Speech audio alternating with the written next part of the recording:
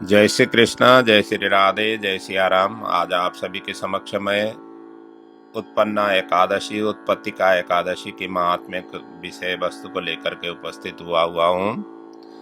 हम सभी जानते हैं एकादशी पर्व भगवान विष्णु की विशेष रूप से आराधना उपासना किया जाता है।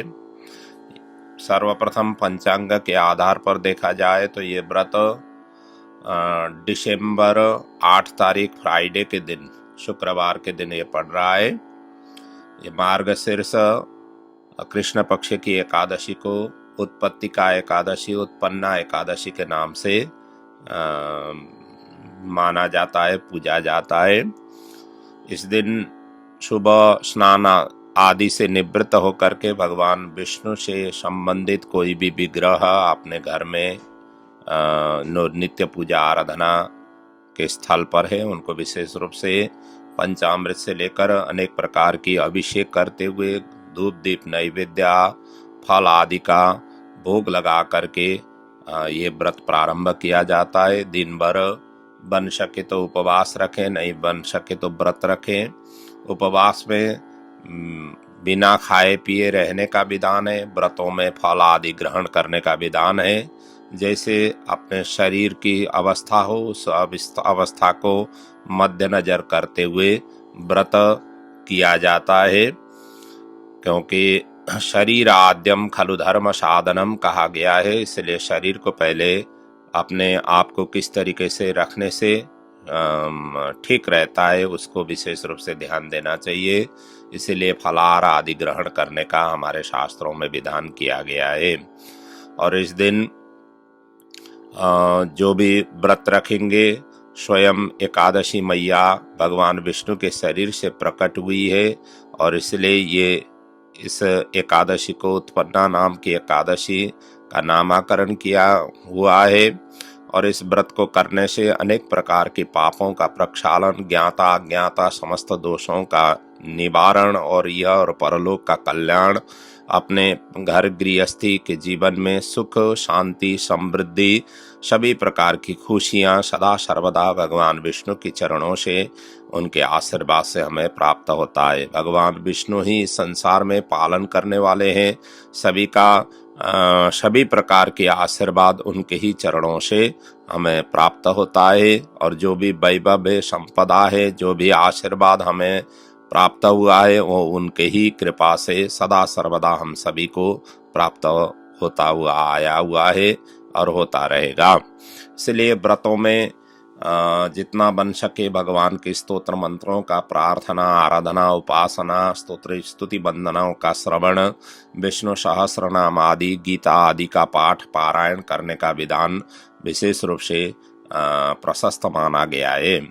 और इस व्रत के महात्म्य में देखा जाए तो वो यहाँ पर वर्णन किया गया है कि एक मूर नाम के दैत्यों ने त्रिलोक पर विजय प्राप्त किया, जिससे देवता लोग पलायन हो गए, भगवान महादेव के शरणों में गए। भगवान महादेव ने कहा कि आप भगवान विष्णु के शरण में जाओ, वही आप सभी को रक्षा करेंगे। तब देवता लोग इंद्र को आगे करके क्षीर सागर में शयन किए हुए भगवान विष्णु के शरणापन्न हो जाते हैं। वहां जा करके उन्होंने लंबी चौड़ी स्तुति वंदना की, प्रार्थना की और अंतिम में कहा कि उस मूर दैत्य को आप वध करके त्रिलोक में शांति प्रदान कर दीजिए। हम इसीलिए आपके शरण में आए हुए हैं। तो भगवान विष्णु तत्पर हो गए और जा करके उनके साथ में युद्ध यहाँ पर हुआ, और बड़ी लंबी चौड़ी युद्ध हुआ। काफी समय तक युद्ध चलता रहा, और सभी का दैत्य लोगों को जो भी उनके परिचर थे उन सभी को भगवान विष्णु के सुदर्शन चक्र के द्वारा सदा सदा के लिए धरती पर सुला दिया। और भगवान विष्णु भी उसके पश्चात थकित हो गए थे, बद्रिका आश्रम में चले जाते हैं। और वहाँ एक सिम्मावती नाम की गुफा थी, और उसी गुफा में जा करके आराम कर रहे थे, सो रहे थे। इधर ये दैत्य भी पीछा करते हुए वहीं पर पहुंचा और देखा कि भगवान विष्णु तो सोए हुए हैं, और इसी समय ही इनको वध करके मेरा जो चीर शत्रु है इसको मैं शांत करूं, ताकि मैं चैन से संसार में त्रिलोक में मैं सदा सर्वदा आराम से रह सकूं। इसीलिए उसने वध की उद्यत की। उसी समय भगवान विष्णु के शरीर से एक दिव्य अत्यंत सुंदरी कन्या वहाँ पर प्रकट हुई, जो शस्त्र अस्त्र से सुसज्जित थी, और दैत्यों को वहीं पर उन्होंने उन्हीं शस्त्र अस्त्रों के द्वारा उनको मोहित करते हुए वध किया। और जैसे वध हुआ तो इधर भगवान विष्णु भी अपने शयन से आराम से वहां से जग उठे और देखा तो अपना चीर शत्रु तो वध किया हुआ है, धरती पर सोया हुआ है। और देखते ही आश्चर्य पड़ गए और उन्होंने कहा कि इसको किसने वध किया। तब ही वही कन्या ने कही कि आपकी कृपा से मैंने इसको वध करने में मैं सफल हुई हूँ।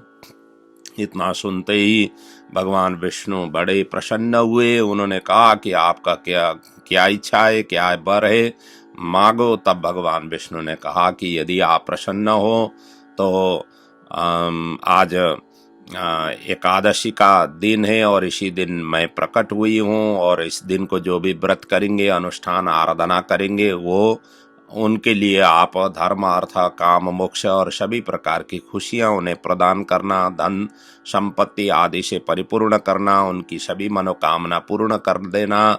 और आप के व्रत करने से उन सभी का कल्याण हो।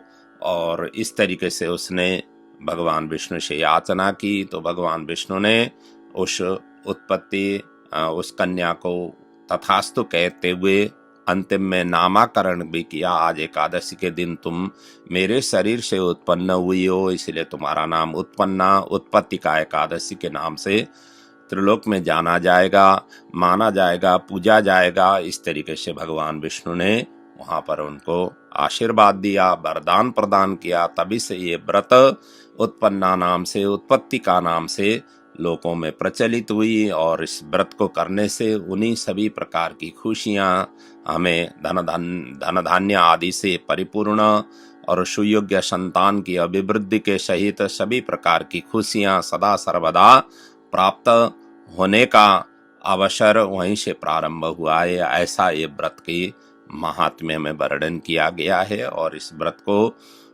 जो भी एकादशी की व्रत रखते हैं उनको विशेष रूप से दशमी से ही थोड़ी सी शुद्ध चित्त होकर के सात्विक भोजन करते हुए दशमी के दिन और एकादशी के दिन व्रत रख करके द्वादशी के दिन पारायण करने का विधान शास्त्रों में वर्णन किया हुआ है।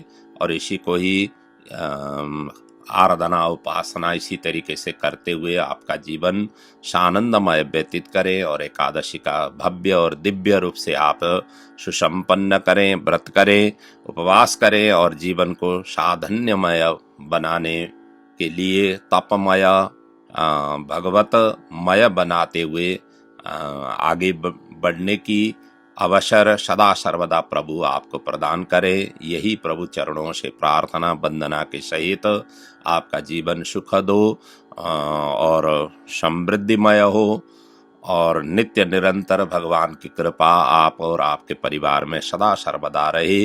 यही शुभेच्छा शुभकामनाओं के साथ आप सभी से मैं भी आज के प्रसंग को यहीं पर विराम लेते हुए विदा ले रहा हूँ। और आने वाले दिनों में इसी प्रकार के व्रतों के लिए स्तोत्र मंत्र प्रार्थना अभ्यर्थना के स्तुति वंदना आदि की लेते हुए आप सभी के समक्ष पुनः पुनः प्रस्तुत होता रहूँगा। और आपका जीवन मंगलमय हो। और आप सभी की से यही निवेदन है कि आप हमारी इस मेहनत को जितना बन सके आप और आपके परिवार आपके सगे संबंधी तक पहुंचाने की कोशिश करते हुए मुझे थोड़ा हौसला प्रदान भी आप करते रहें। इन्हीं शुभेच्छा शुभकामनाओं के साथ पुनः उत्पन्न एकादशी की बहुत बहुत बधाई के सहित आप सभी से मैं विदा लेता हूँ। आप सभी का जीवन सुखद हो। जय श्री राधे, जय श्री कृष्णा और जय सिया राम।